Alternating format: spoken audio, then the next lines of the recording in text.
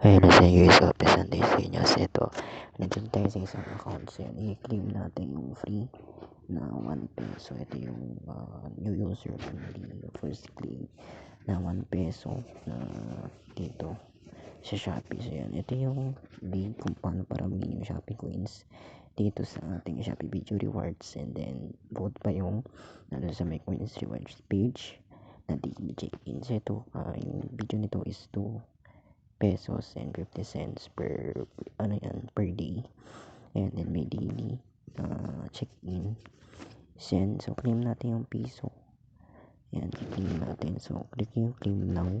Once na claim nyo to, ito na yung kailangan yung ipunin yung 5 peso to 500.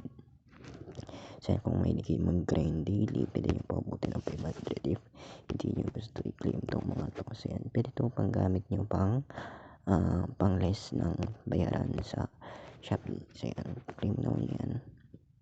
Yan, okay na, withdraw successfully. Send din natin kung papasok yan doon sa inyong Shopee. Ito, papasok yan dito.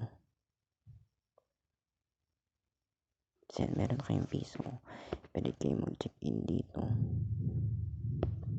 Kaya lang guys, ang disclaimer lang dyan, once na marami kayong account dito sa Shopee is hindi nyo na ito magagamit. So pagka na ng 3 yung inyong account, nag-max na ng 3, so hindi na magagamit ito. Kaya lang, pero yung yung sa watch video, pwede yung mag-claim if ever na hindi na magamit to. Yun lang guys, and thanks for watching.